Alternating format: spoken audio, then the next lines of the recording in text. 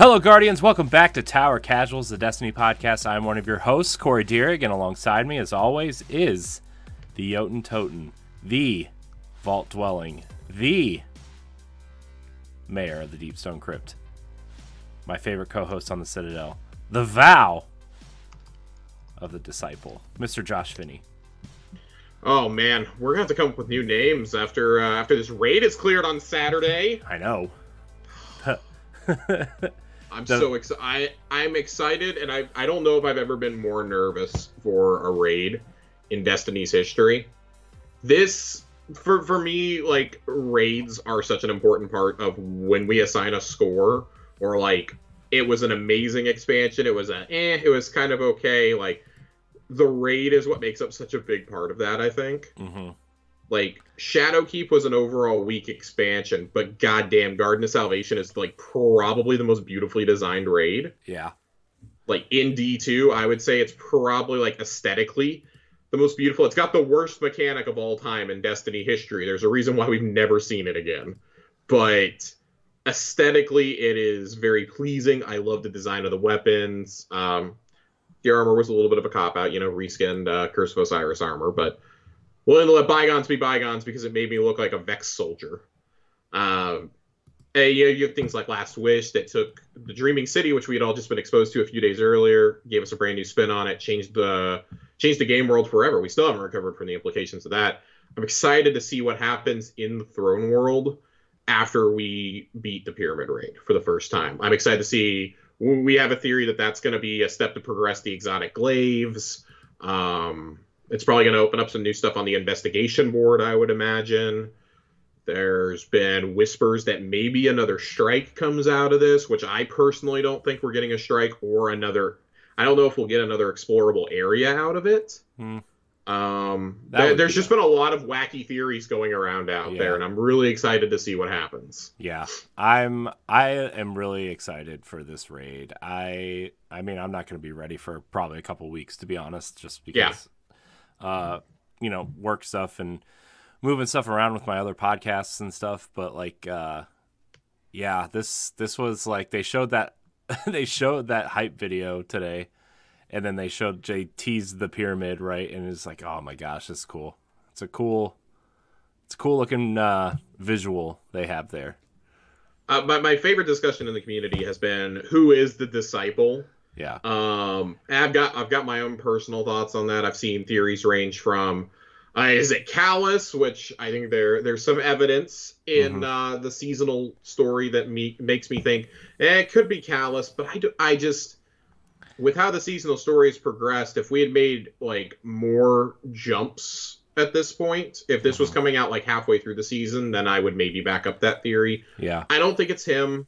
It's not Marasov. So who is it? It's not Eris. Is it Xivu Arath? I don't think it's Xivu Arath. I'm gonna be really clear. Xivu Arath, I have my own theories on that. I think like you're gonna get because Savathun's not done. Okay, no, I'm sorry. Savathun's dead. Her ghost fled. She's totally coming back. Okay, probably going to destroy the tower in a fit of anger. I think it's going to be like her and Xivu Arath are going to. I think it's going to be an enemy of my enemy is my friend situation, where we're going to have to align ourselves with her and the Lucent Brood during the events of Lightfall or even the Final Shape, and you're going to get a fucking Clegane Bowl. For all my Game of Thrones. Non-Game of Thrones fans, I guess I should say. The Clegane Bowl was the long-fabled showdown between Sandor Clegane, the Hound, and his brother, the Mountain, who's this like monstrosity of a man and is pure evil.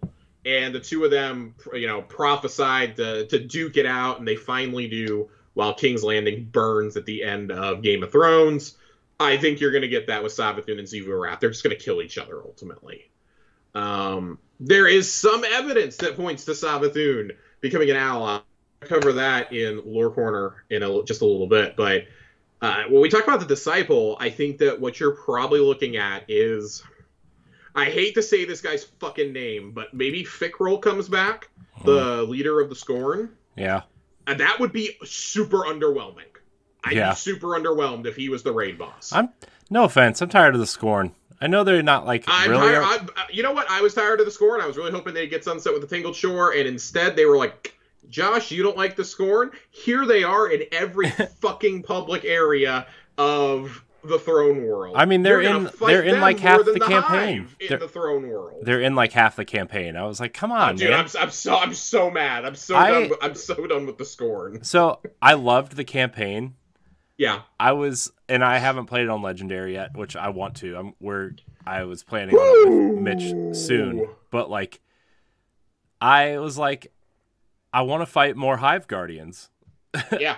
Where are they? I'm actually shocked at how few that we fight in the campaign. Yeah. I find more just strolling around the Throne World than anything. Yeah. I wonder if... doing investigations, things like that. Yeah. I wonder if they're going to be in the pyramid. They've got to be. There's got to be a phase that we go through where we fight like 3 or 4 at once or something. Yeah. There's got to be. Maybe they have their own raid team. Maybe that's an encounter. Maybe it's like a Hive raid team. I'm not gonna lie, that would be fucking dope. Like, so I'd be so excited if that happened. Yeah, that'd be cool. I think that would be really cool. There's a lot of things you can do there. When we talk about encounters, it really seems like, and we're just gonna segue into the TWAB with this because spoiler, the TWAB's all about patch notes and about the raid race.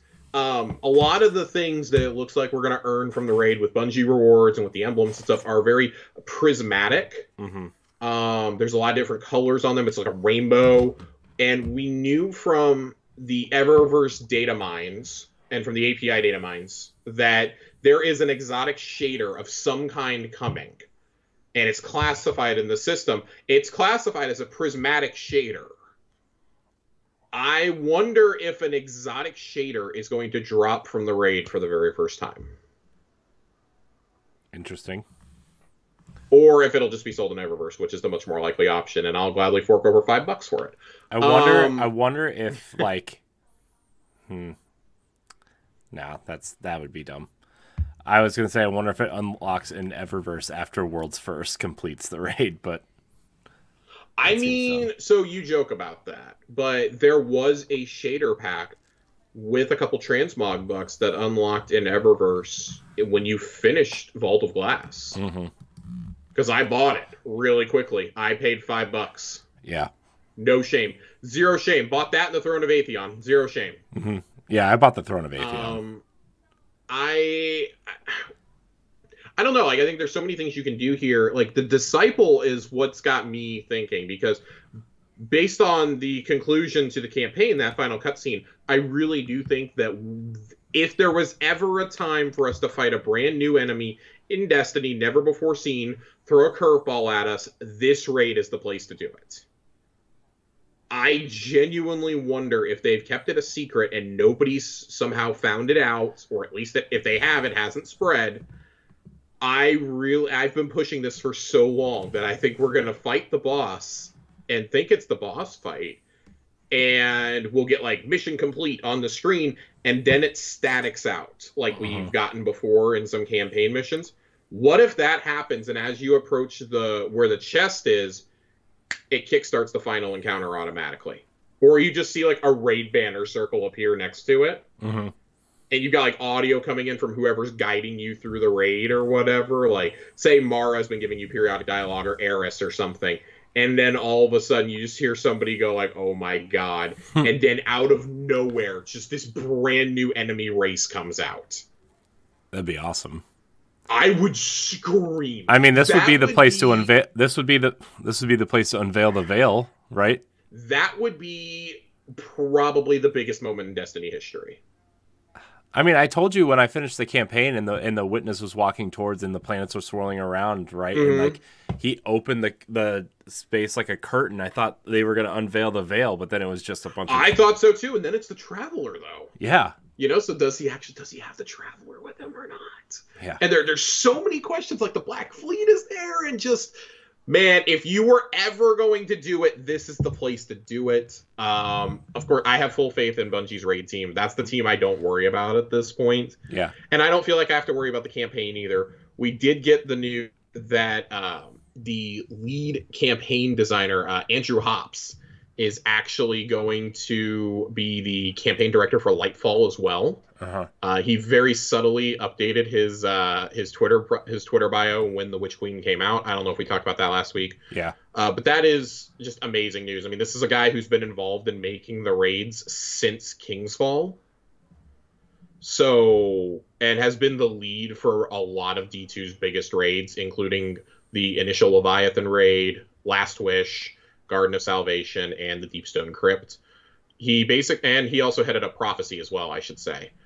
Basically finished DSC and then shifted to the Witch Queen. I do suspect that may be part of the reason why Witch Queen got delayed, was because they were like, okay, we want to incorporate these types of mechanics into the campaign now. People want something more challenging. They want a legendary campaign. Let's do it. We're going to bring over part of the raid team to head this up.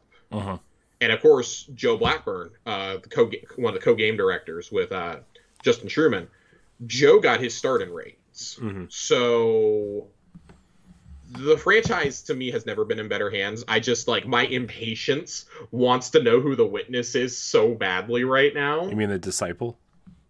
Disciple, yeah, you know what I mean, guys. It's been a really long 10 days. I've played so much Destiny. I'm ardently looking forward to my vacation at the end of the month, where I will just have all of my devices turned off for about 6 or 7 days. I look forward to not doing anything for those 6 or 7 days. I will be in the Bahamas. I'm ready. He's ready. I'm ready, guys. And thank God xCloud does not have Destiny on it anymore. Otherwise, I would probably be running some stuff with my Backbone, and my girlfriend would kill me.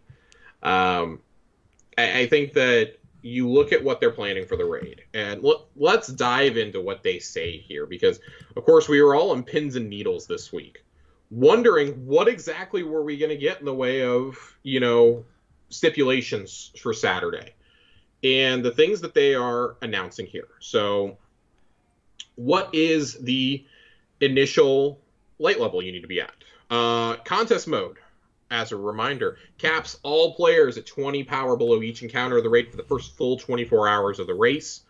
Artifact power is enabled, but only provides benefit up to the cap of 1530 power for contest mode. You'll want to reach 1530 power by Saturday to have a fighting chance in each encounter. Some gear items will be disabled for the duration of contest mode due to general issues that can provide gameplay benefits. These can be used in other activities. Perks and functionality on the following items will be nullified within Vow of the Disciple, with additional negative impacts to power levels if equipped.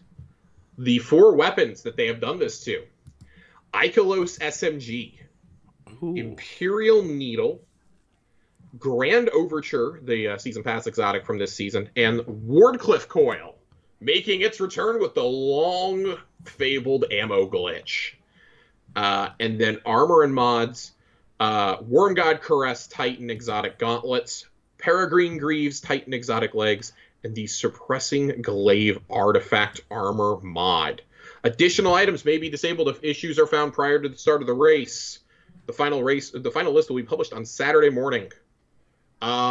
I feel like there's probably still 1 or 2 armor pieces that will get nuked here. Yeah.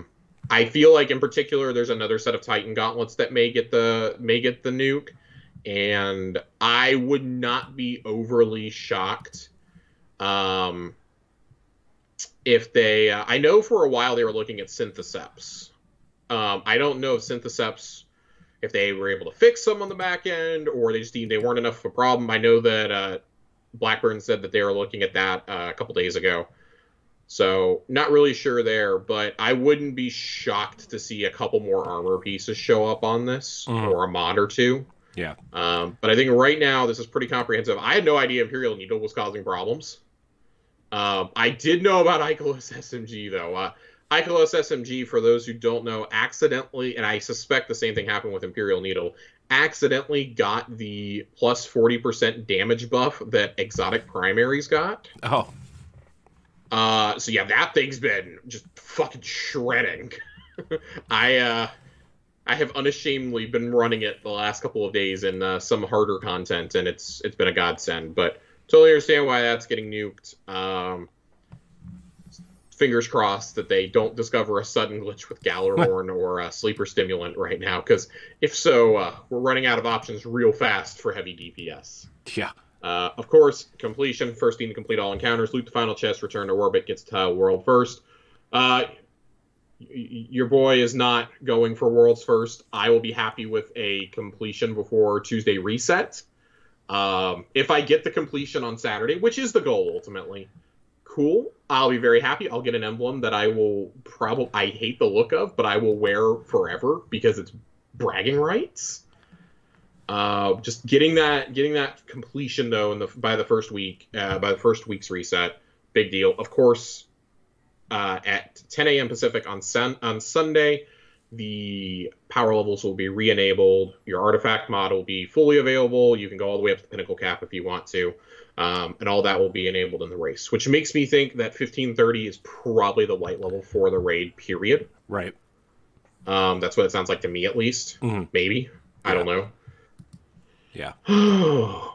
But there's some loot that you can take home in this raid, too. You got the 24-hour emblem, of course, which I think it looks a little plain. I think a lot of my group has kind of shared it, but you have that prism effect for the first time there that you're seeing. Mm-hmm.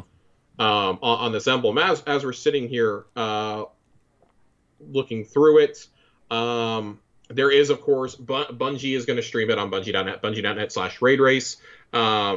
They are going to be kind of commentating on it. Professor Broman is going to be doing a Raid Day tailgate. This went over really well for VOG, and I think he did it for Deepstone. Mm-hmm. It went over really well with the community, apparently, so it's cool to see him and Rec1568 hosting it. And then there are the rewards that everybody else can earn outside of the first 24 hours. The Raid Jacket. If you complete it by reset on the morning of March 15th, you will unlock the offer to get this Raid Jacket. I seem to be on an island alone that I actually really like this jacket. A1 Johnny and his boys say they think that this thing is ugly as sin. And to that, my response was, I've always wanted to look like a Florida retiree going to space, and this jacket's going to let me do it. I think this, I actually really like the inside of this jacket a lot. Again, you've got that prism on the inside circle. Really dig it, though. As Damage noted on Twitter earlier this week, this raid marks the occasion where there are some raiders who will now have a jacket for every day of the week. Yeah. If they've bought them all so far. So the Dados of the world, essentially. Right. I genuinely do not hate this. I actually kind of like it. I'm confused at why it looks like you're going to go to Niagara Falls with this thing. So, okay, I was kind of wondering the same thing, but I think it's because it looks like we're starting off in a swamp and then entering the pyramid, so that kind of makes sense to me. Yeah, I mean, it definitely looks like you're going to go, like, fly fishing or something. I'm auditioning for fucking Crocodile Dundee over here with this thing, okay? I mean, I'm okay with it, but yeah, I seem to be on an island. I think me, Joe, and Matt all think that this looks good, and we all like it. But yeah, I think that this is a little bit of a harder sell than my Vault of Glass jacket was to my girlfriend. There is also going to be a special reward if you complete it at any time this season, and it's going to be a raid pin, which is kind of in a hexagon shape, it looks like. I think that this is a really cool idea. They don't have the exact design up yet. They even say that. Preview image will be provided later. But if it's anything like this concept, yeah, okay. I'm a sucker for my Triumph seals. I'm going to get this. Mm-hmm. Of course, there is the Triumph seal. Vow of the Disciple Raid seal. I don't know what the title... Off the top of my head, I don't know what the title is. It's probably in-game by now. I think I read somewhere that it's Disciple Slayer. And if that's true... Man, I may have a really rough year ahead of me to try and get this title, because I think that sounds really cool. And then there's the emblem that everybody else will get, which I think is a really, really, really cool looking emblem. You know, you look at it, you've got that circle with the prongs, which is also like repeating lot of this imagery. You've got you've got 7 points on there, it looks like, and multiple times, like, is this to represent like the 7th raid that they've done some of these mechanics in. You've got the prism, of course. You got the whole rainbow, the prism there. I mean, Bungie's also obsessed with the number 7. That they are, which makes this even more intriguing to me. I look forward to seeing what this raid is like. Is this really only the 7th raid? So, well, when I say 7th raid, I mean, like, 7th since they started, like, making a gigantic deal out of this, like, streaming them on Twitch. I think, really, since Destiny got revitalized with Last Wish. Right. So you got Last Wish, you've had Last Wish, you've had Scourge of the Past, the Crown of Sorrow, Garden of Salvation, Deepstone Crypt, Vault of Glass, and now Vow of the Disciple. I was going to say, this is the 10th raid in Destiny 2. Well, 8th raid, technically. We did have 2 raid layers. Oh my gosh, remember when they tried? Oh my gosh, those were... Yeah, and then they just rebranded them as dungeons and we were all happier. Yeah. Yeah, I remember that. I mean, Prophecy was harder than those. Like, while we're talking about raids, I told y'all a few weeks ago when we had A1 Johnny, I would discuss my build as we got closer. Of course, I'm a hunter main. That kind of limits what I can do. It both limits and does not limit. This is the first time I've done a raid in like 2.5 years where I have not had to go in as the Divinity bitch. I'm actually ecstatic that Divinity is staying in. What are you going to do? How do you even know how to not do that? For the duration of this raid, unless we just somehow figure out that it's super broken and we need to use it. How do you even know what to do without Divinity? I don't. I'm not used to Tether actually working. But Mobius Quiver is now, like, not so secretly, not only the best debuff, but it's the best DPS super in the game right now. Like, and that's before everybody else starts piling their damage onto it. So I told y'all our strategy when we did Savathun on Legendary was stand in a well, we dipped in and out of a bubble, stood in a well, I shot my super, 3 shots with Mobius Quiver. And by the time I started shooting my Sleeper Stimulant, I was hitting crits for almost 800k. Like, you can't ask for much more than that on Legend mode. And so I'm using that as a benchmark for what I'm expecting in the raid, being capped at about 20 below. So we'll see how it goes. That is my plan right now, is to run Void 3.0. I have a nice little build set up kind of around suppression and oppression, really. It's a continuous cycle. Of course, I'm running volatile rounds on my weapons, running some elemental mods to elemental well mods to keep those void elemental wells going for everybody, because I know everybody's gonna be running like glaives or funnel. Funnel web seems to be the weapon of choice right now for most of us, because it's just recluse but boom.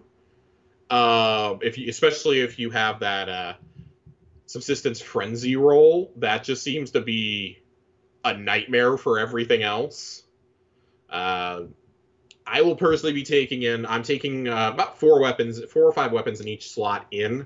And I'm going to have a lot more infusion fodder in my vault or on my person to be ready to go. My primary slot, I plan on starting out with Dead Man's Tale. My Vorpal Dead Man's with armor-piercing rounds. I plan on starting out with that. But I will have... God, I don't remember how to pronounce the name. Synopticon, I think, the stasis pulse rifle that you can craft at the table. I'll be running that with headstone on it. Just, try and give us some of those stasis shards for. We've got a warlock who's going to be running stasis in there. I may even end up switching over to it for some encounters. That'll just benefit us constantly. Plan on taking. I'll have messenger in my back pocket. I don't really plan on whipping it out. It's just kind of there for moral support right now. And my succession sniper rifle. I have the recombination perk on it. Really want to take that in with me. And Izanagi's is leveled up and on standby. I have a feeling that Izanagi's may be a go-to for DPS on the final boss, depending on how long range the fight is. If it's something like Galran, yeah, we're gonna be using snipers. My secondary slot, I'll be running in there with Funnel Web, my Adept Uzume from last season. I've got that one with Vorpal and Lead from Gold. Plan on running that. I will not be taking my Glaive along. Sadly, my Glaive and Osteostriga are going to be left in the vault. They will not journey this path with us. Salvador Salvo, though, Uzume, Funnel Web, and I'm not really sure like what else. Ikelos was going to be in my loadout. Can't do that Not now. Not now. Dead Messenger may work its way into there for me, though. Being able to switch between those 3 different grenade types is a blessing. But I have a feeling that's probably going to need to be saved for champion mods of some sort. I've got anti-champion weapons prepared across the board. Probably going to take my seasonal auto rifle from this season in. I don't remember what it's called. Crest? It starts with a K. Nope. That's the world drop. That's the Viced one. Yeah. It's the one that drops from the Cabal missions. Oh, the Cabal Battlegrounds one. Mm-hmm. Yeah. Okay. Yeah, top of my head, I don't remember what that's called, but it's basically an ARC version of Chroma Rush. It's a 720. It fires just as much as Chroma Rush. It's a mini machine gun, essentially. Taking that sucker in with me, I've been running that in almost every activity. And then in my heavy slot was pretty easy. I mean, I'm just taking the same 4 weapons I take everywhere. Gonna have my Falling Guillotine on hand. Gonna have my Royal Entry on hand. I may not be taking Gallarhorn. We have a few people who have volunteered to run it, so I feel okay leaving mine behind there. And of course, Sleeper Stimulants. Is it Sweet Sorrow? Is that the auto rifle? Sweet Sorrow. That's probably the one. Yeah, I would say the red and blue one. I put a shader on mine, so I'm going to go with your judgment. Yes. Okay. Yeah. It's a good one. I like it. I like it a lot. It's an Arc Chroma Rush. That's why I like it. It reminds me a lot of Misfit. Is what it does. Anyways, that's kind of a preview of what I'm thinking about running in there with. Of course, that can all change if we get certain weapon drops in there. You know, if something drops and it's really good, kind of hoping I get that Stasis Glaive to drop. And then just kind of go nutty with it all. I look really forward to seeing what's going to happen. But, yep, fingers crossed for those raid exotics. We're all just, out to have a good time. We're not out here, trying to get worlds first. I'm not going to delude myself into thinking that I'm getting worlds first. There are people who are far better at this game. Do what? I said, why not? You don't know. I do know. I know the limit to what my patience and my brain will allow me to do. I'm slightly dreading a scenario in which we have a Deepstone Crypt repeat where everybody realizes after World's First, oh my god, there is a new weapon out that makes this so much easier, and we all have to leave and farm that weapon during our meal breaks and then come back. That is just the fear in the back of my head right now. Is that like the exotic glaives unlock and they're like so overpowered that we have to go get them right away. That's just that's like a worst case scenario for me right now, I think. But I think that kind of just wraps on the raid. Look forward to a special episode sometime early next week. You guys will get it on either Monday night or Tuesday morning. Me and a couple of the boys are going to get together and we're going to break down the raid. We're going to break down the encounters, the story behind the raid, the weapon and the weapon drops, the mod drops, the armor drops. If any of my wacky theories panned out, we're going to have fun. We're going to have a special raid episode for y'all so that Thursday can be business as usual. Sweet. Sweet. And there's just a couple other little notes in here. Nothing major for the rest of the TWAB. Wellspring weapon drop rates are going to be buffed next Thursday. Go get your hard light. Prime. The Wellspring has just been such a nightmare for anybody trying to progress the crafting quest line, because that is required to start the exotic glaive. Yeah, it's been a nightmare. It changes every day, which I'm actually thrilled about. I don't have to wait weeks at a time. but the drop rates are so abysmal. I think Joe ran something like 20 of these earlier and didn't get one of the grenade launchers to drop at all. That was kind of my experience yesterday. I ran probably about 7 or 8 Wellsprings, and I got 2 of the auto rifles to drop, but none of them had red borders on them. So okay, cool, delete. Glad that this is being targeted for next Thursday to push this out so that we can all progress on our exotic glaives. Ascendant alloys, that's a patch that also needs to come out. There's some Gambit tuning. They aren't changing anything right now. But rest assured, they know Gambit still sucks, and they've heard all our complaints about it. I can only hope that Gambit gets sunset this year with how little attention they pay to it. Like Corey said, go get your Hardlight bundle. You get an ornament you get Hardlight. You get the ornament. You get a Sparrow. You get a special projection for the season, and there's a special emblem included with it too this time. Yeah. So go get all of that. I'm pretty sure I have that Hardlight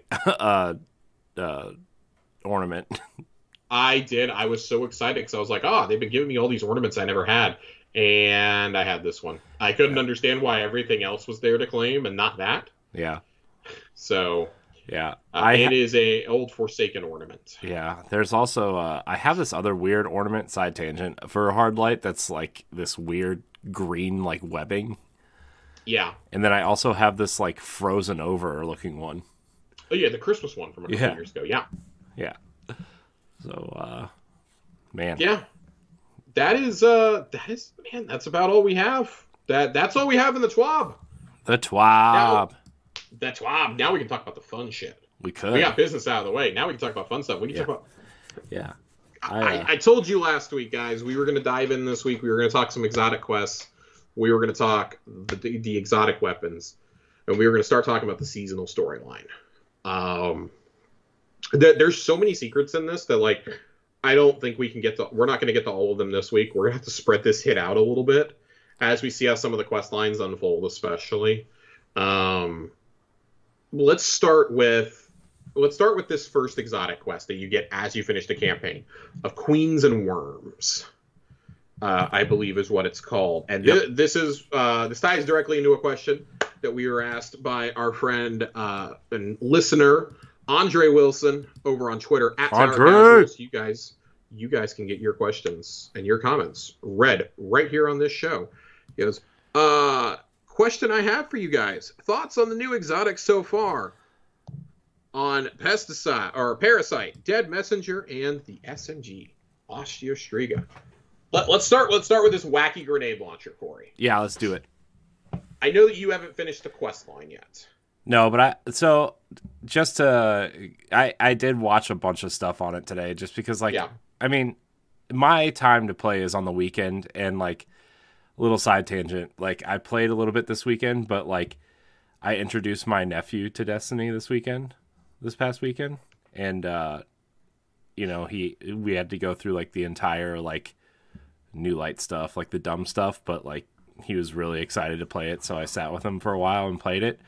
And so I didn't really get to do the Witch Queen type stuff, but it's all right. So I'm gonna finish it probably tomorrow, but I watched enough stuff on it to where I can talk about it, and I think it's kind of cool.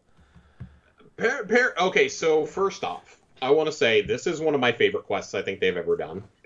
It's so wacky and irreverent. You have this fucking worm talking to you, like the whole quest. It's like him, Mara, Ghost, and Finch are all talking to you at various different points.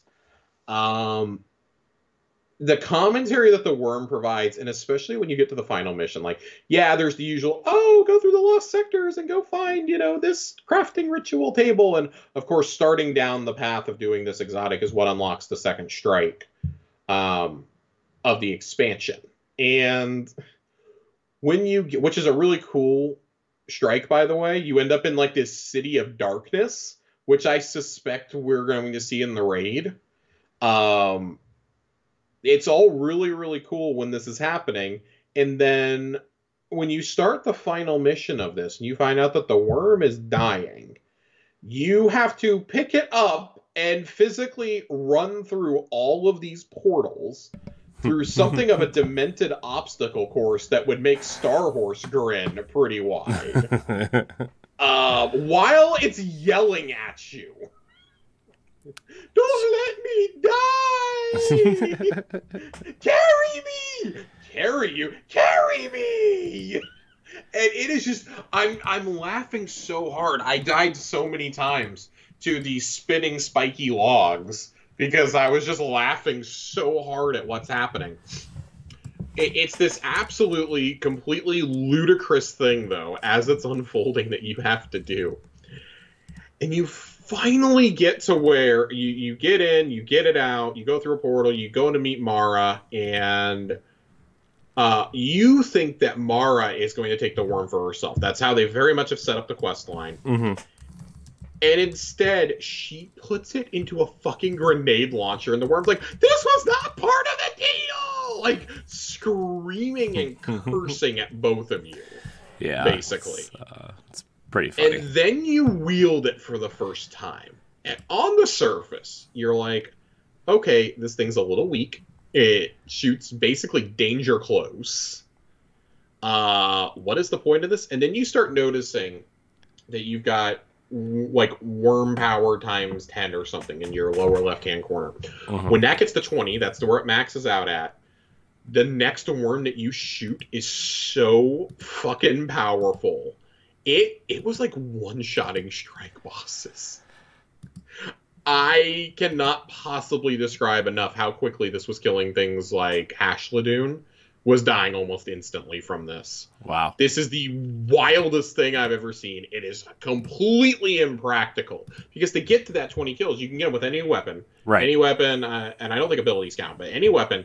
And then you have to stay alive long enough to be able to fire that. And then you still need to get out of there. Like, it's kind of useless after you fire off that one shot. But, man, I can't wait to see how many people are going to take this into the raid. Yeah, I was going to say. I'm not going to lie. I have it in my back pocket ready to go, but I don't want to waste infusion fodder on it just yet. Yeah, it definitely seems like something that once you kind of get the raid down, people are going to take this and try to maybe one round the boss.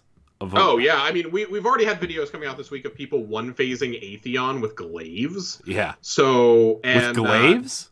Yes, with glaives.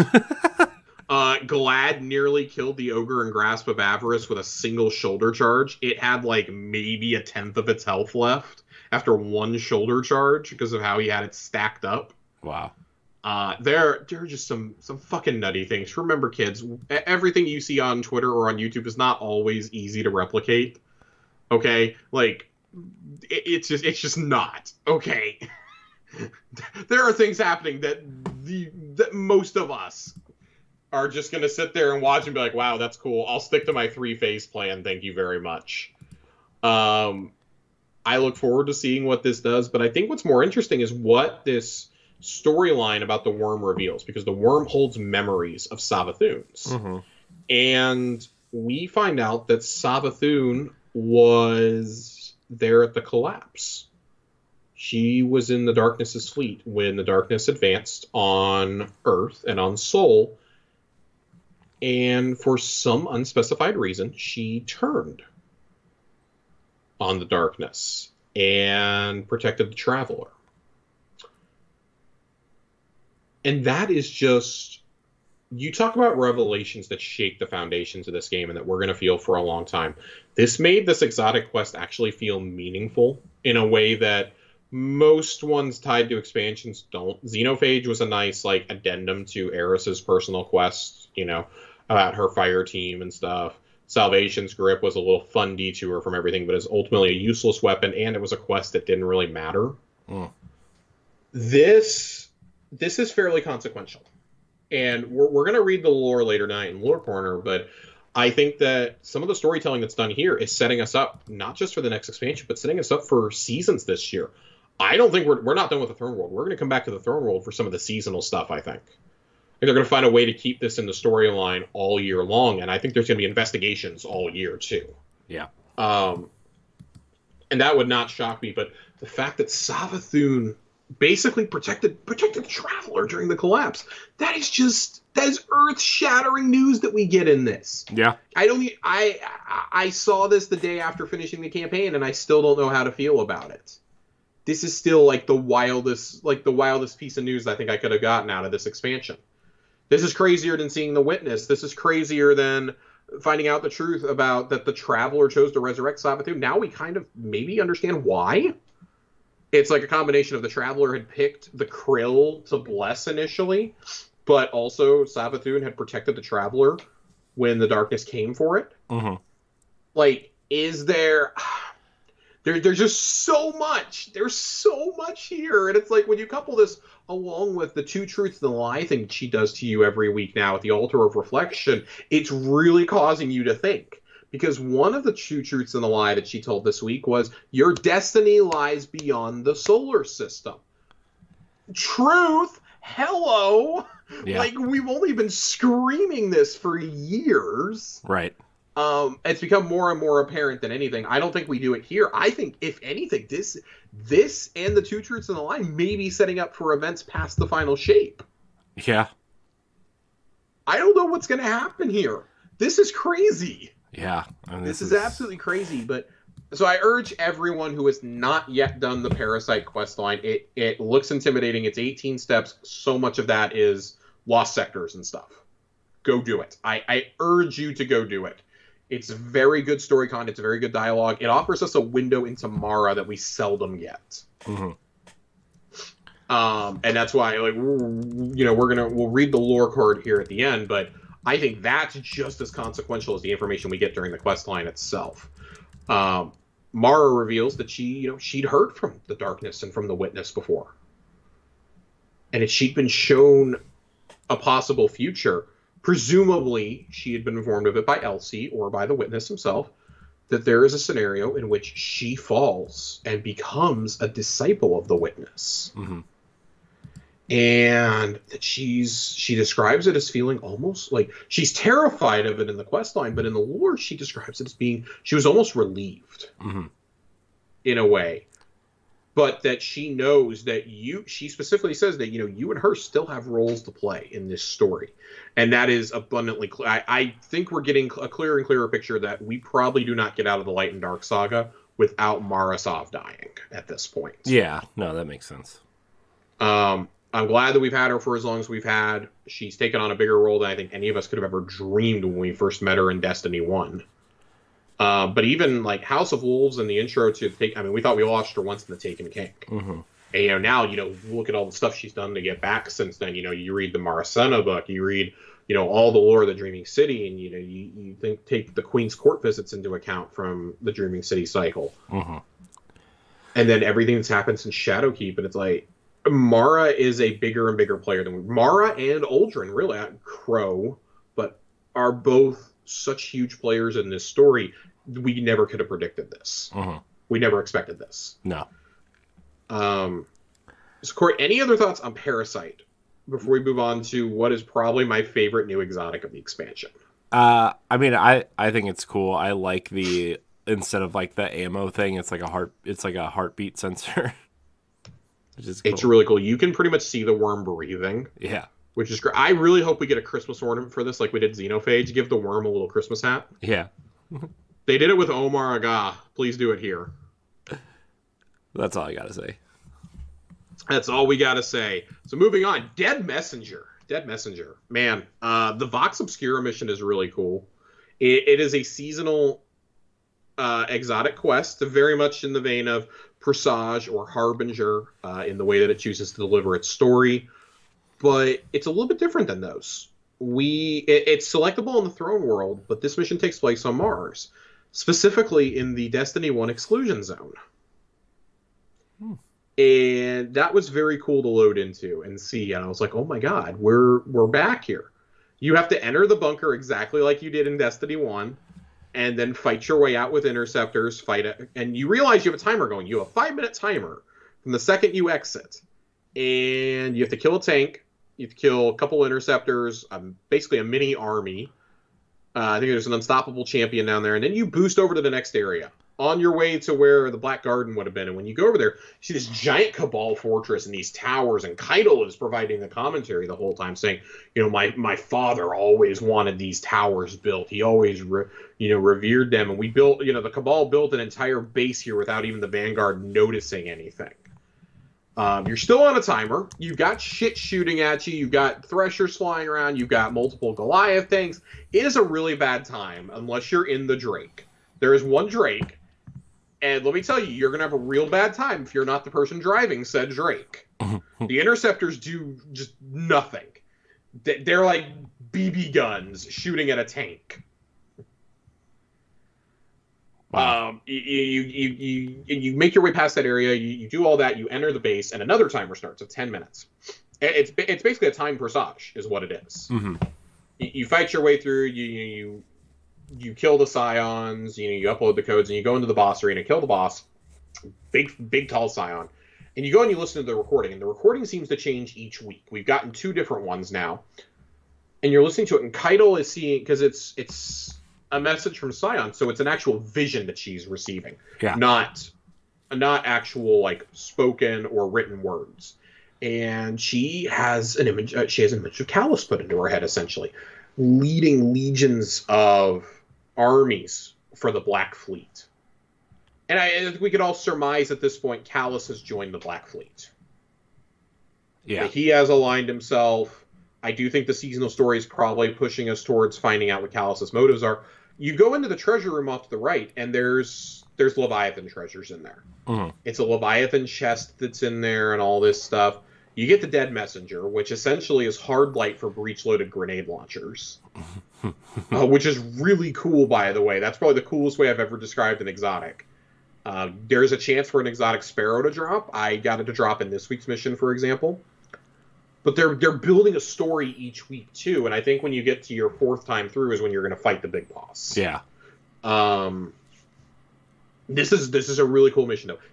When they said, if we bring back old areas, we want them to be different. We want to change them. If this is how you're going to do it, bravo. I'm good with this. Yeah. This is cool. I'm looking at it right now. I haven't got a chance to do it, but I'm looking at it right now. It looks cool. It's a very cool mission. It can be a little tense your first time or two through until you really kind of learn the lay of the land. Right. I mean, anything with a timer your first time through is like really tense. Oh yeah, we've got it down to be like a 10, 12-minute run now. Yeah. Total, if that. And it's a fun fight, I would say. They are doing a master difficulty, which I look forward to seeing. And there is a Cabal-themed Ghost Shell you can get from doing it on Master, I believe. But like these are the kind of missions we talk about. We've talked with such reverence over the last year about Harbinger and Presage. And I mean, even Aegir Scepter. I think Aegir Scepter was even a really good exotic quest. Salvation's Grasp was a really cool exotic quest.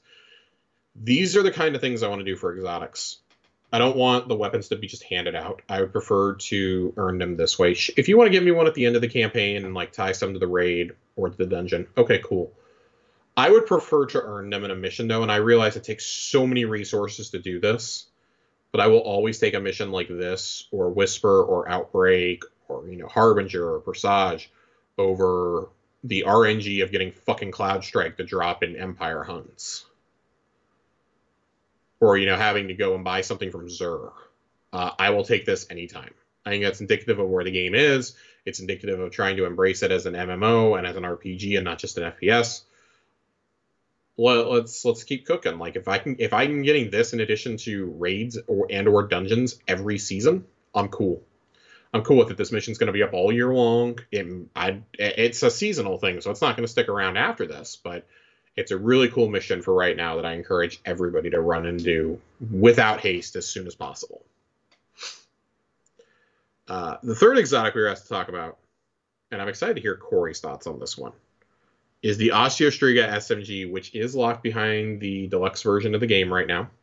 So if you just bought the standard $40 one, I'm sorry. You will probably get it next season. Like No Time to Explain came out the season after. For everybody, as long as you completed the campaign, you got a really easy quest to go get it. Osteostriga, though, I'm a little surprised this wasn't banned for day one. You can do some nutty damage buildup if everybody is running this and has the catalyst unlocked. You can do some absolutely nutty damage. I think Joe's magazine was up to like 125 shots or something. Yeah, this is ridiculous. Like it's so like it's cool. Don't get me wrong. I think it's awesome, but like, man, this is like,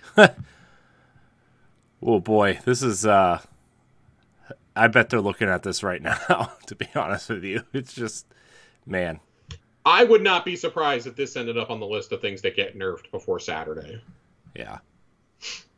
Yeah, I bet it does. I can't believe there hasn't been like a hot fix right now, honestly.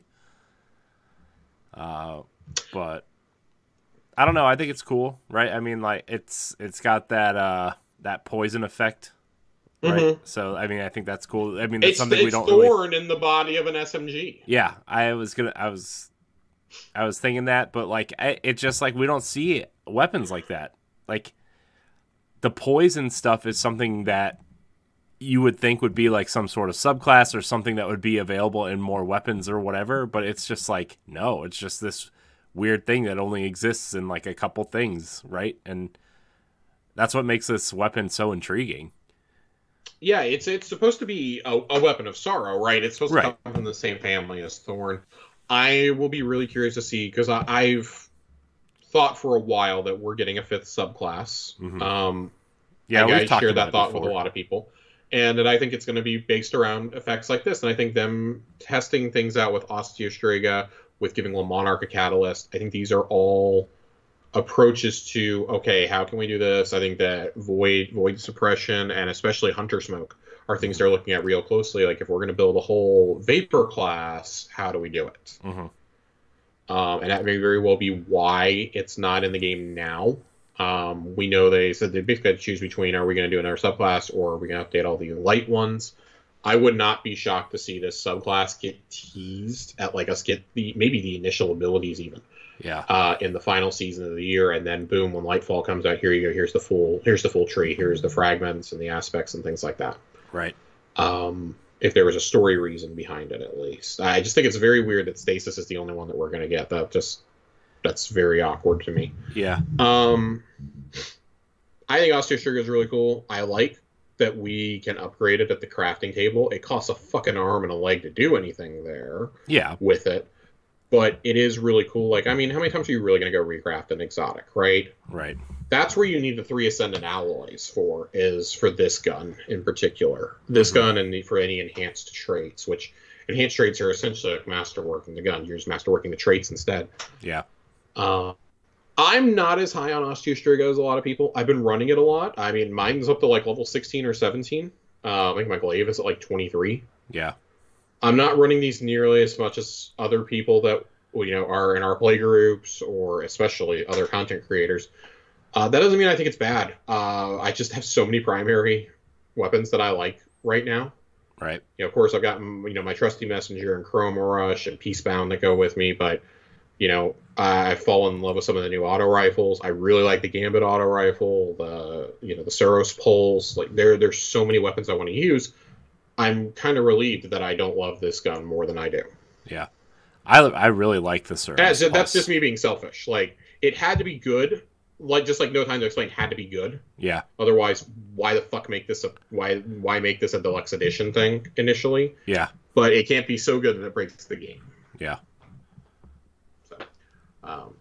That's kind of my general thoughts on these weapons. I think all three are viable and have their places. Mm-hmm. I like Parasite's probably the least useful, but it's really fun. It's a really good quest though. Like I think what it makes up for and what it doesn't have in everyday utility, it makes up for with an awesome mission chain. Yeah, it kind of reminds me of what was that Stasis exotic we got during the Beyond Light campaign after the main campain? What was that? It's Salvation Script. Yeah, it's the one that we make fun of all the time. Yeah. So I mean, like, yeah, this kind of reminds me of something like that, where like, oh, it's cool, it does something cool, but how often are you going to use it? So, yeah, and that's kind of how I feel about that. I like Dead Messenger a lot, despite not liking breech-loaded grenade launchers a whole lot.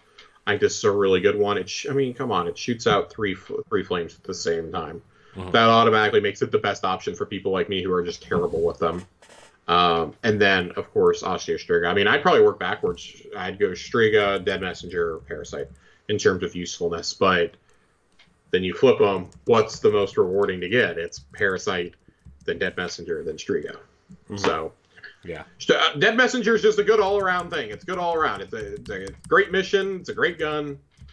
Has an awesome ornament in the shop. They're gonna get $7 from me in a couple weeks.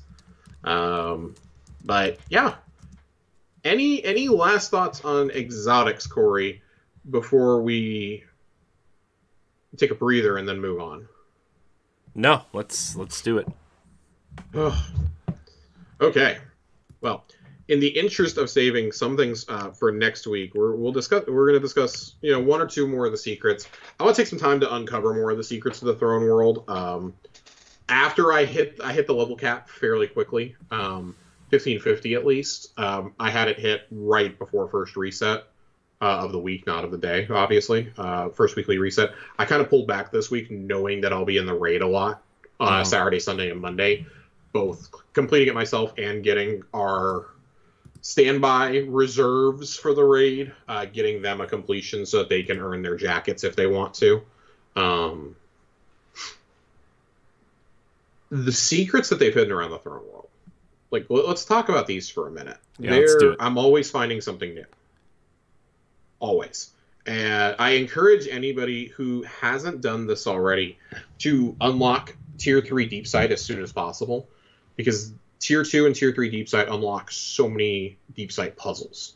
And it's not always just like, oh, jumping up to a chest. It can be like, there's runes that you have to shoot. There's puzzles you have to solve. You have to, look at the Witch Queen logo and things like that to unlock a door in the Savathun's memory. Those are more the Altar of Reflections, but there's a lot of stuff like that that's just hidden around, and there's lore tied to it, there's rewards tied to it. Until this afternoon, Tier 3 Deep Sight was the easiest way to farm Reputation and Engrams with Finch. You could get 200 a chest opening the same chest over and over again. Mm-hmm. And I'm not ashamed to admit that I took full advantage of this. Of course. If there is a reputation exploit that I can take, it's going to be that. Especially because when you get to 30, you are guaranteed Throne World weapons every time that you level up, and crafting materials. And that's a big deal. But that's also how you unlock the weekly replayable story through that, which is another pinnacle and a Tier 1 powerful. You unlock Wellspring and higher difficulty Wellspring through this. There's so much to do in this Throne World, and with the Lucent Hive executioners running around, the new public event, which is very Overwatch-esque. I'm gonna have to guard that stupid fucking little triangle ship in the raid, and I'm already mad about it because you can't throw up a barricade to protect you. You can't pop a bubble because the bubble doesn't move with it. You can't pop a well because the well won't move with it. I'm not looking forward to having to stay with this thing. I'm going to have to continually just like dodge and dodge and dodge to stay invisible and stay alive with this. And I don't like it at all. It's fair, I guess. There's investigations you can do. You can scan Scorn corpses and follow the murder trail, essentially, to a pile of debris, and then keep following it, and you'll find a Hive Guardian at the end of it. You'll find a bunch of enemies, and once you kill them and you go up to where the trail ends, a Hive Guardian will pop up right in front of your face, and you're like, oh god, panic supering them? Or danger close firing your rockets, like I have? Panic supers are the worst, by the way.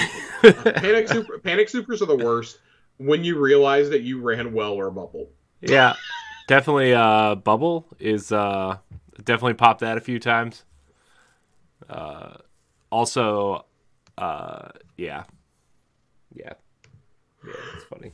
Good times. Panic super. Oh god, panic supers are the worst. You have things like that. There's a lot of mysteries. Like the lost sectors actually feel like they're sectors that you're not just running in, clearing enemies, and running back out in 2 minutes. There's you actually have to go through the whole process of doing them, and there's mechanics in a couple of them. There's actual things you have to stand on fucking plates and fight off 2 different types of enemies who were fighting each other, but now they all just want to kill you.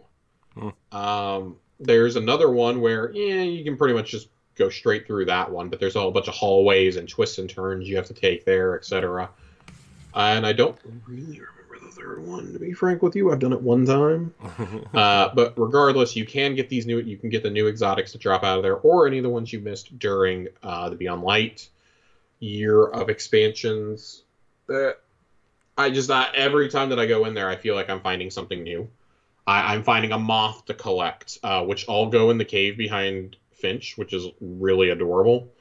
I'm finding moths to collect. I'm seeing memories of Savathun with 2 truths and a lie, solving the puzzles in her fucking head.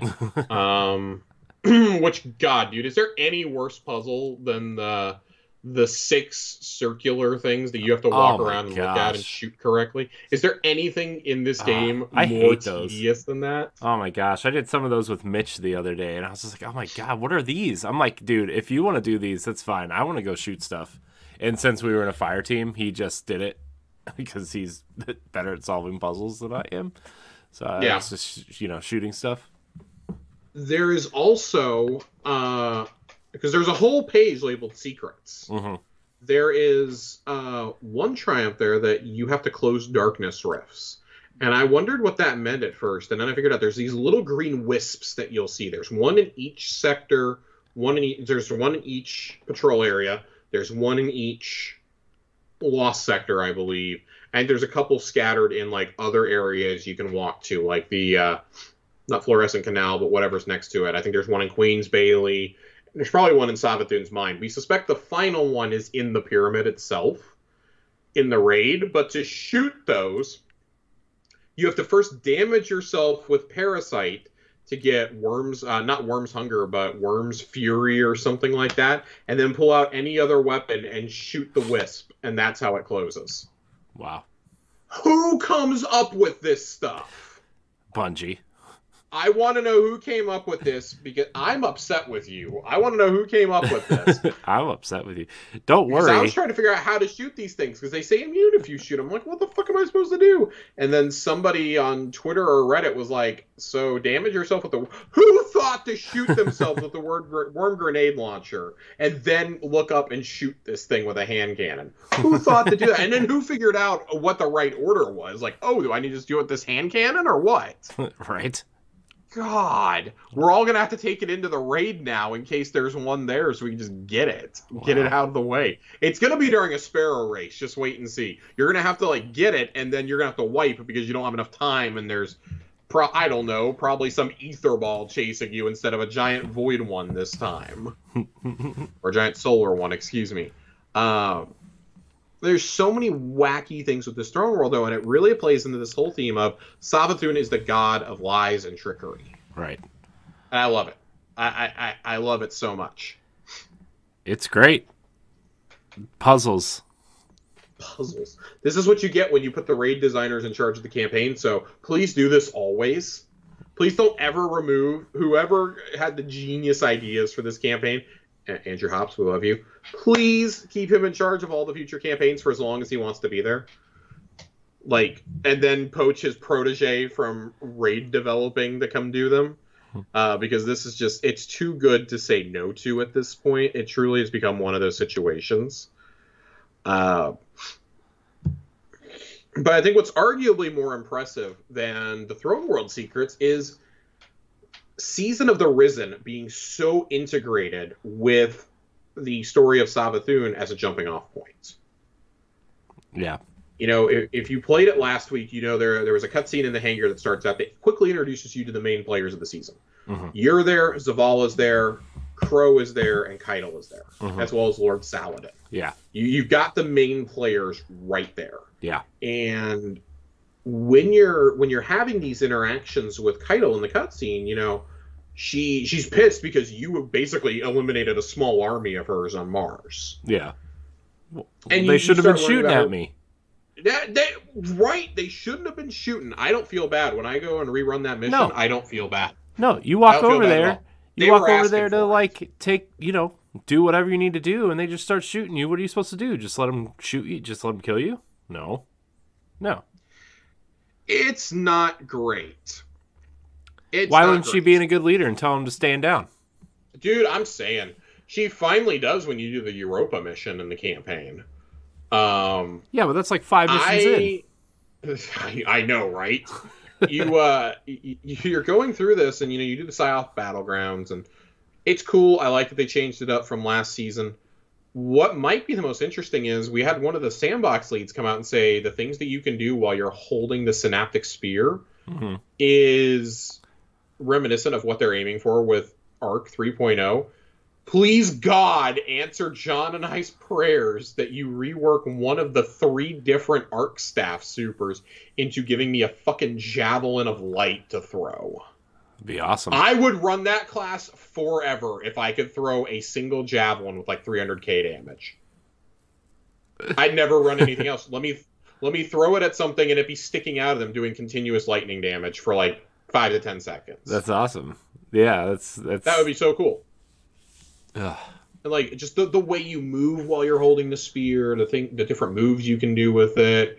It's all very interesting. It's all very, high speed based, which I think, a class where you're using lightning probably should be based around speed and movement. Yeah. If Void is around, like shielding and invisibility and stuff, stealth, cloaking, etc. I think that's what Arc should be. In Solar, like they said, should be a pillar of not just burn damage, but of healing. And man, if Arc 3.0 plays as good as this little preview does, I'm really excited for it for once as a hunter. I may actually use an Arc class for the first time in 8 years of Destiny. So, fingers crossed on that front. I think the more interesting thing that we get is this week's storyline. Last week's was good. You got the Vox mission, which kind of was an addendum to the weekly story that we had. This week, it centers much more on Crow and Saladin. Crow pities the Hive that have been captured and that we're invading their minds with the Scion. He thinks that it's unethical. He thinks it's wrong. And he reveals that Zavala thinks the same, but Zavala realizes it's for the greater good. Crow isn't so sure. In his words, they may be Hive, but they're light bearers, and we're doing this to them. We're destroying their ghosts, and he's really taking the humanitarian stance, and Saladin is like, fuck you, kill them all. Fuck you, man. The cutscene we get this week of Lord Saladin, though, really sheds a lot of light on why he's the way he is. Yeah. You find out about his past as a warlord, or not even as a warlord, he was an Iron Lord, but he came to a village, and they've been getting attacked. They've been getting raided. He comes across a girl out in the woods who has some of the stolen goods and whatnot. And she says, she's being forced to steal by this bandit group and this and that. So Saladin takes off his Iron Lord's medallion, which looks exactly like the Iron Banner tokens that we have, by the way. Hint, hint. Puts it around her neck and says, you don't have to worry about this anymore. As long as you wear this, you're under the protection of the Iron Lords. And he goes to the bandits' base and slaughters all 38 individuals inside. And gives everything back to the people and this and that, and then he departs. He comes back several winters later, and the town has been burned to a crisp, and there's graves for all the people. And he's going like, what the fuck? Like, what happened here? And then he comes across that fortress, and the girl is there, wearing the medallion, and Saladin again kills everybody. He wipes them all out. He wipes out all the bandits and finds out that she's the leader of the bandits. And she shows no remorse, and he shows no remorse as he does what he has to do. And he shares that story with Crow in the most vulnerable moment I think we've ever gotten from Saladin easily. Yeah. And it really continues this trend of we're finding things out about these characters and these realizations and these journeys that they're on. We said last year in the lore, in a lot of lore corners, that we felt like we were really finally getting the build up to Saladin. Right. We're finally really getting his story, and I think that we've been misled in a lot of ways. Like, we've been told that, this is about Keitel finding out the truth and this and that, and I do think that's part of it. I think that's the Vox Obscura missions. Yeah. But I think overall, this may end up being a journey about Saladin and Crow. Crow is really his protege in a lot of ways. And I think that we're kind of seeing the way that Crow storms off when all this happens, that Crow's kind of the best of us. He's naive, but he's the best of us. Mm-hmm. And we talked about this last year about how Destiny raises these questions about, it was raising questions of, racism, of xenophobia, of, consolidating those who are lesser than, into racially assigned ghettos, so to speak. It kind of tackles apartheid in some ways. Like it tackles injustice, and it did all these things during Chosen, Splicer, and into Lost, and they haven't lost any of that. That journey is not lost on Crow, and he's here to remind you that this is what we went through, and that this is what we've fought for so long. And he goes, even if it's the Hive, I don't know that I can be this barbaric, letting somebody invade another light bearer's mind. And I'm curious to see how this evolves over the course of the next, 10 to 12 weeks. Very curious to see how this evolves. But right now, it's proving, I think, why Crow is one of the most interesting characters. He goes from, being a part of these stories that are representing those themes to another one that I think you can chalk up to, who is worthy to inherit the mantle. What is good, what is right, what is wrong, what is evil?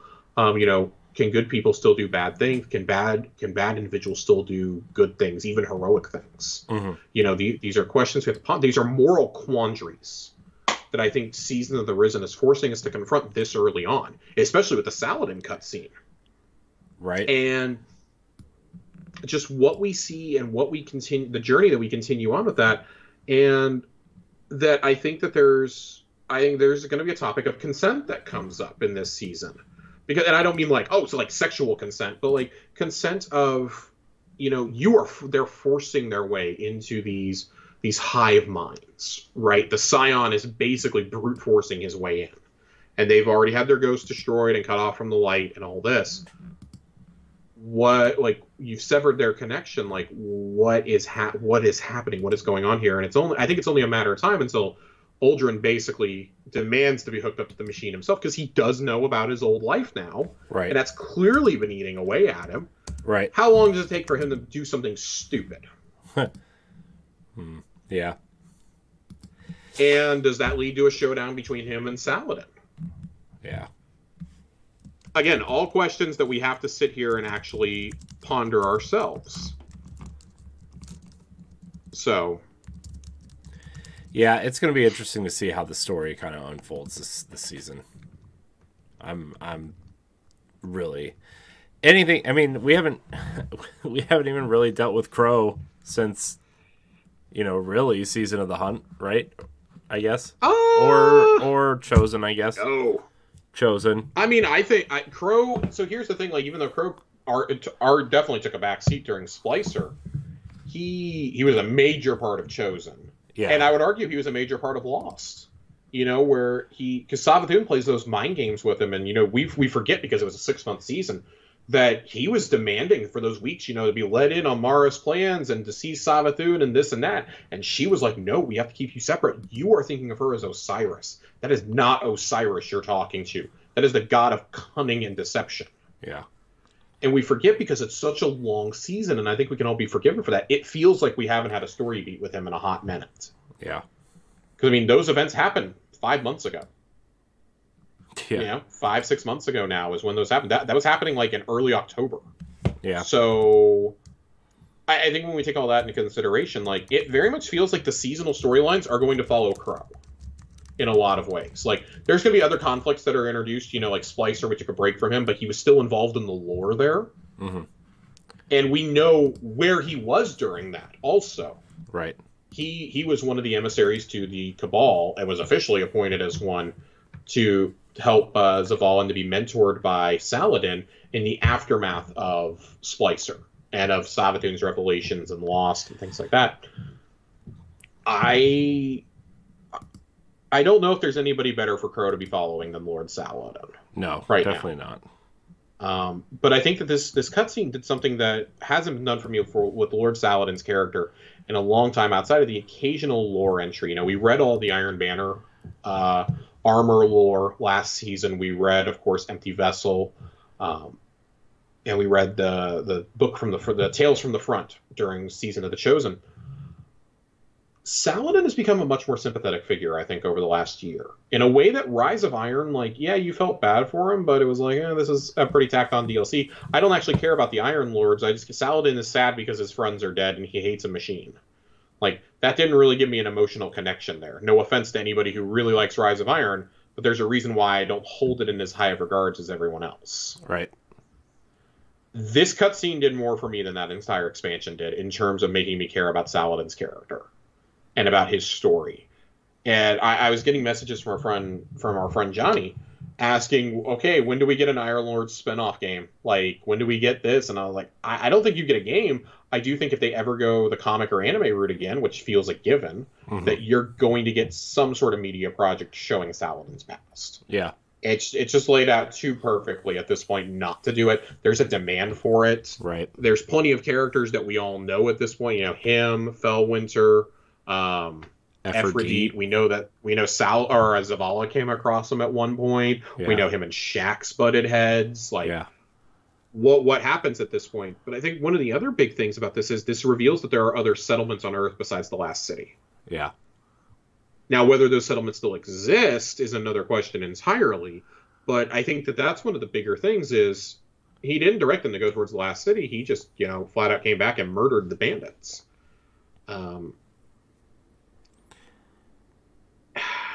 Yeah. I'm interested to see how the Cabal play into this, though. Because right now, it just seems that we're using their scions. Where is my Cabal backup I was promised? I haven't seen one fucking drop pod. Yeah, I thought that was going to be like a, like some sort of, like, once you complete, like, one encounter, you trigger something, right? And you have to, like, hold down X or whatever, and then they'll just appear. I mean, I feel like it's probably coming from Master Mode of these, or that there will be, like, there's almost certainly going to be, like, a fourth one. They'll show up, like, the overrides. Or something like a final battleground, and here we go. Now they're in all of them, or something like that. I don't know. Yeah. It feels like something that's coming, but I'm very curious to see how they play this out because that's what's got me the most excited here. That and the fact I can run around with the Colossus machine gun, which I have not used yet. I have not used Grand Overture yet, but I hear it's really fun. It is fun. I've been using it. It's like a. It kind of reminds me a little bit of Xenophage in a way, but like, I don't know. It's similar but different. It definitely when you aim down sights, it shoots way different than when you shoot it like from the hip. Right. But I maybe I'll play around with that after I get done with the raid. I'll have to take it into some. I don't know. I was going to say Expunge. Expunge doesn't exist anymore. I'll go take it into some Wellspring once they patch the drop rates. Yeah. And just use it in there. I'll be an absolute menace, just being completely non-useful to my team. Yeah. So the seasonal story, I think, that's going to be an interesting progression to watch over the course of the year. As a reminder, there was supposed to be a ship that was going to drop from the Exorcism of Savathun. And they couldn't figure out how to make it drop, so it has actually been added, and it's a war table drop now. The next time that you log in and go to the war table, it should give you a prompt to claim it.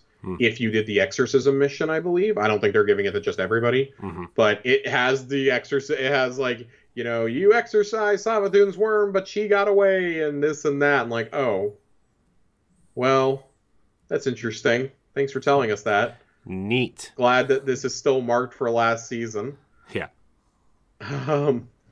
But Corey, any final thoughts on where we are the first 2 weeks of this season? Saladin, Crow, the big creepy scions. I mean, my only thing is like I'm really interested to see because I really like Lord Saladin a lot, and I want to see. Yeah. I just want to see what's going on and what happens. So.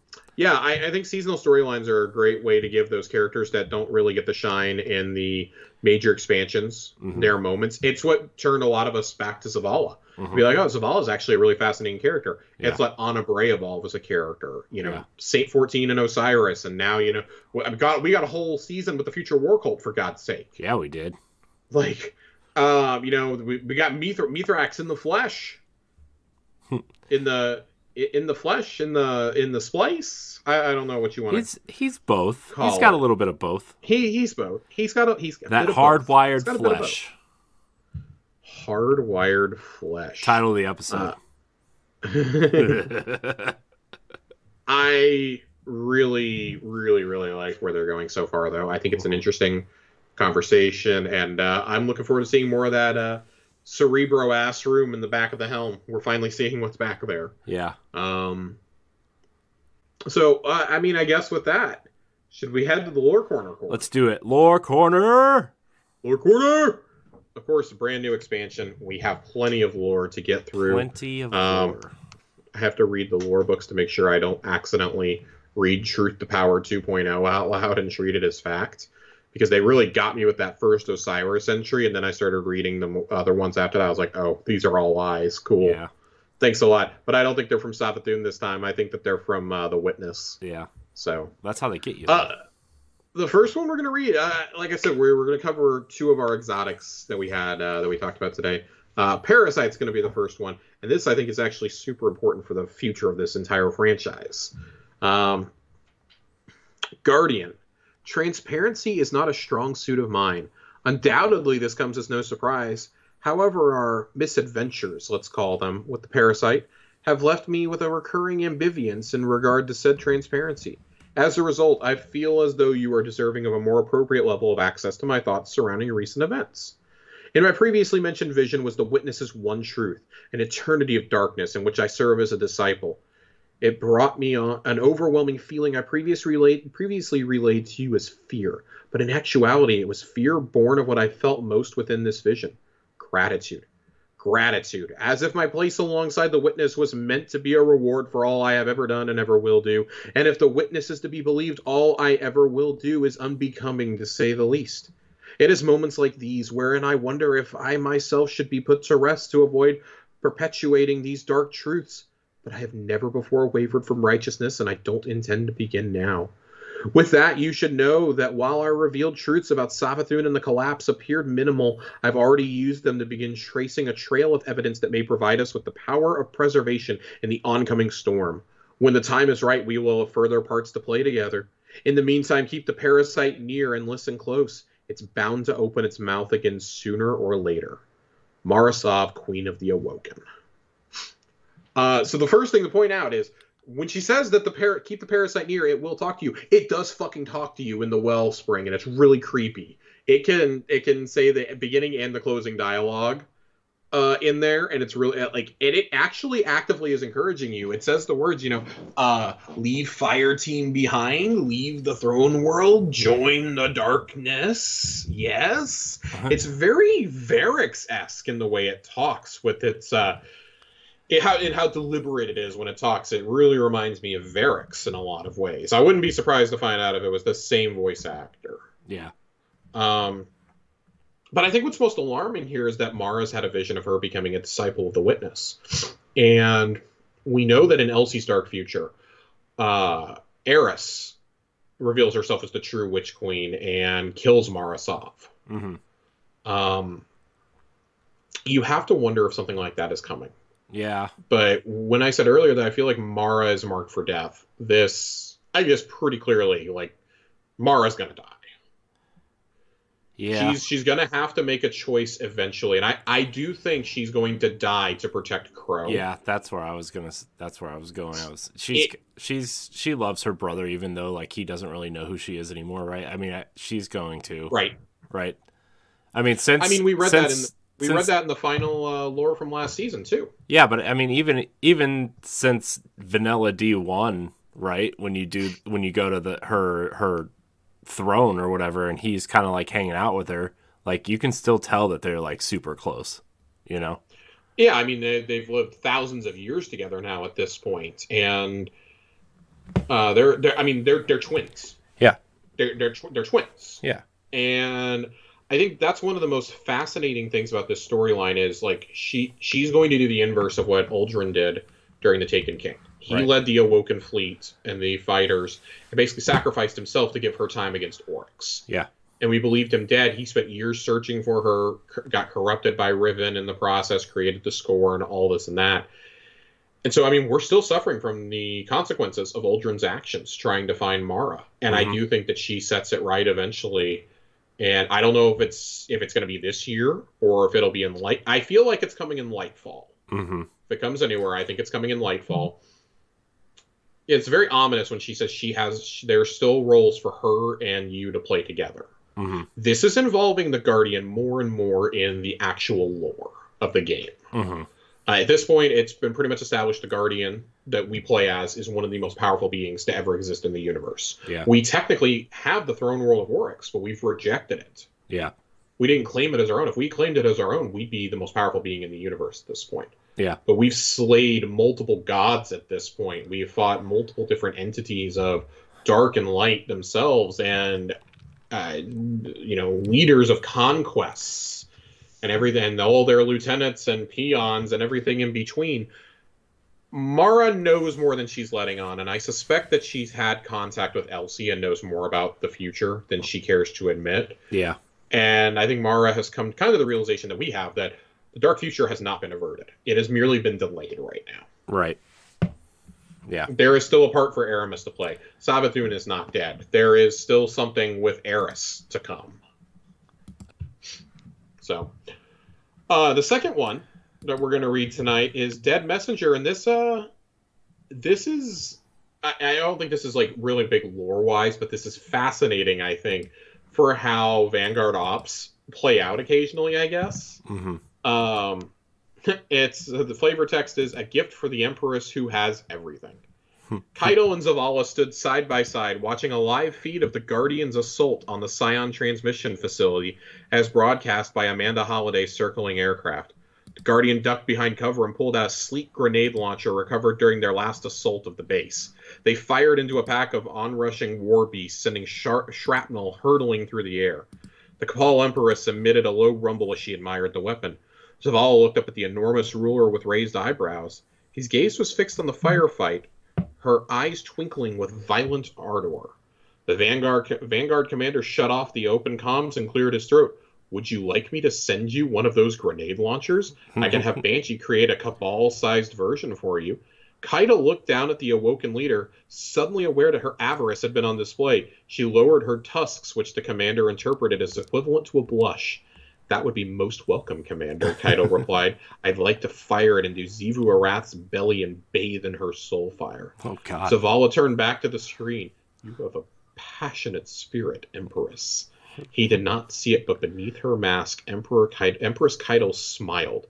It was terrifying.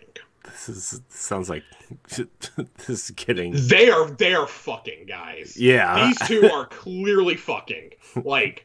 I don't know how they make that work. It's space magic. It's a video game. They are clearly doing it, though. And Zavala's ghost is there for all of it. Because, man, let me tell you, there's got to be some resurrections going on. There's some sort of erection going on. Man, yeah, no, if they weren't already fucking, they definitely did right after this lore piece when he offered to make a Cabal-sized version of this fucking grenade launcher. It's probably the size of Zavala, honestly. Like, this thing has got to be about his size that he's offering to her. Dude, so side tangent, I didn't realize I remember when Season of the Chosen was around, how big Keitel was, but in these cutscenes, she's massive. She's fucking huge. I think she got bigger. The only big Cabal we've ever seen have been trying to kill us. I think she got bigger. Dude, man, she is thick with 6 C's. 6D. 6 C's. Thick. God damn. I don't have anything else to contribute to this other than the fact that Amanda is clearly following us around, filming this like it's ESPN or something. They're videotaping the Tour de France or something. God. It's made it canonical that we've gone back to this facility multiple times now. And then Zavala I'm imagining Lance Reddick saying this dialogue, too. Lance is spitting some game over here with Empress Keitel. Yeah. Oh my lord. Man. God, this is not safe for work. Zavala is brave. No. Events transpired after this in the commander's office. Oh, man. That's just, man. I'm telling you, if Zavala doesn't get to just retire with Keitel, we have been gypped. Jeez. I find it fascinating how we have all these ships that we've created in our mind. Zavala and Keitel, of course, the Osiris Saint 14 one was, a fan theory for a while, and then, oh no, it's totally true. They're 100% together, right? Mm-hmm. There's the bromance also between Saint 14 and Mithrax. Yeah. Ikora, Eris and Mara, have their own little secret club going on over there. The Mars Club. Yeah, our original domains have been vaulted in the Destiny content vault, so let's just hang out on this one ledge on Mars. Yeah. Drifter just seems like the Tower Lothario. And, Amanda Holiday and Crow has been a popular one. If you read some of the lore, her and the fallen mechanic that was building the Sparrow with her, yeah. they were probably, girlfriends. Yeah. Like, that's definitely implied. Yeah. I love this. I love this so much. This is a dimension of Destiny we were missing. There was no way for us to ship any of these bland-ass characters before, and now, one of the most popular topics on Twitter and Reddit within the first 10 days of the Witchwing coming out is how fast do you think Zavala and Keitel fucked when he offered to make her that grenade launcher? What are the semantics of this? How does this work? It's ladies and gentlemen, it is absolutely wild that we have to have this conversation about a space rhinoceros and a member of the Blue Man group, but here we are. God, I'm so glad that nobody got horny for the Witness, so we didn't have to have a talk about Megamind also.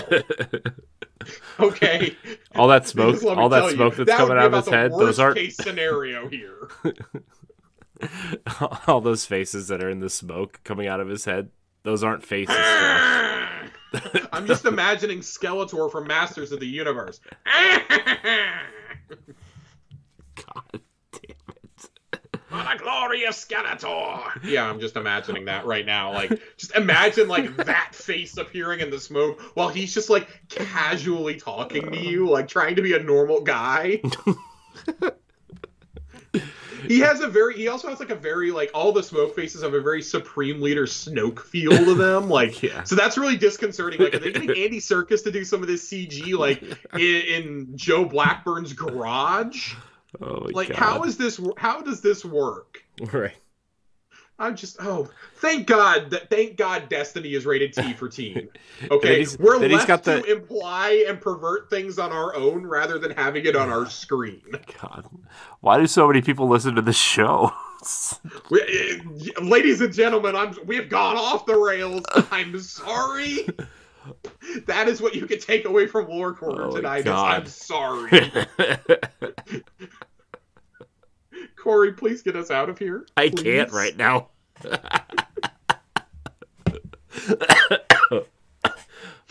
This is the last episode I'm going. It's okay. I want to thank everybody for watching and or listening to this episode of Tower Casuals. If you like this show, please leave us a nice review on iTunes or Spotify. Oh, Corey, before we get out of here, you said you had a story to share tonight. I already told it. I completely forgot. I taught my 9-year-old nephew how to play Destiny. That's right. Sorry, we were too busy going to horny jail, so it overrode everything else that we talked about in the episode. Yeah, I hope he doesn't listen to this episode because, yeah, it's fine. Does your nephew listen to our show? I don't know. He watches YouTube all the time, and he knows I podcast, and he... Oh no. At least PowBlock is safe for family audiences. There's a reason why this one's labeled explicit. It's true. Oh no. I don't want, I don't want, who is it, your sister-in-law? Yeah. I want her, stomping in the next time that we're doing an episode going, why were you talking about space rhinoceroses fucking? Now I'm like, oh God, now. Oh. It's fine. Okay. They'll get over it. Continue getting us out of here, please. Please, I'm begging you. Oh, man. Where was I? Oh, if you listen on Spotify or iTunes, please leave us a 5-star review and a thumbs up and a nice review and whatever else they allow you to do. If you're watching on YouTube, which many of you have started doing, subscribe to the channel. It's a good time. It's a good time. You can follow us on Twitter at Tower Casuals. Give us your questions, comments, concerns, ideas. We want them all. Josh, just like Zavala once, Kaido. Tell people where they can find you. Not the same thing at all. You can find me on Twitter at Josh_Finn, 2 N's. I had been planning to stream the raid on day one, but in doing some practice runs, both my network cannot hold up, and we found out now that my internet speed is too great for the shitty router the AT&T gave me. So they actually have to bring me out a gigabit approved router next week sometime. But also that I am not able to, because I'm streaming from console and I do not have a computer to route everything through, I am not able to carry on a conversation with chat and read chat and also try and learn a raid at the same time and communicate with my team. So no raid streams. Maybe we can get something fired up though. Towards the end of the month, we can have a raid night or something like that. I'd love to do one of those. Yeah. So. Yeah. Corey, where can we find you? You can find me at IamCoreyInHD on Twitter and Instagram. You can find me doing all sorts of things on the internet. And, yeah, that's it for now. I want to thank everybody for watching and or listening. And until next time, goodbye.